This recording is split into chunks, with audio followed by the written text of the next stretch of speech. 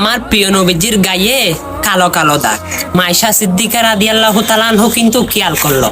তখন জিজ্ঞেস করা হলো, ইয়া রাসূলুল্লাহ, আপনার গায়ের মধ্যে কালো কালো দাগগুলো কিসের? আমার মনে হয় বসন্তের। তখন আমার প্রিয় নবীজি দুইটা চোখের পানি ছেড়ে দিল, বলে, আয়েশা, এগুলো কোনো দাগ নয়, এগুলো তায়েফের জমিনে যুবকেরা আমাকে কত বিক্ষত করেছে, পাথর দিয়ে ইট মেরে মেরে। তো একবার নয়, দুইবার নয়, তিনবার বেহস করেছে ইসলামের বাণী মানুষের কাছে পৌঁছাতে গিয়ে।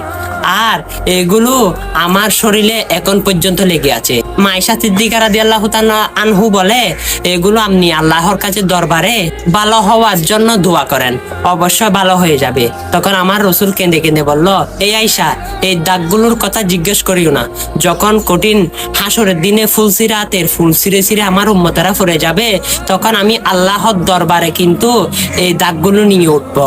তখন আমি কিন্তু এই দাগগুলোর বিনিময়ে, একটা দাগের বিনিময়ে কিন্তু কোটি কোটি উম্মত ফুলসিরাত পার করাবো। সুবহানাল্লাহ। আমার আল্লাহ কিন্তু সে বাদেরটা আমাদের জন্য করে দিয়েছেন। নিজের দাগ পর্যন্ত শরীর থেকে নেয় নাই, কিন্তু আমাদের উম্মতের জন্য কান্না করে গিয়েছেন। সে রহমতের নবীর উম্মত আমরা।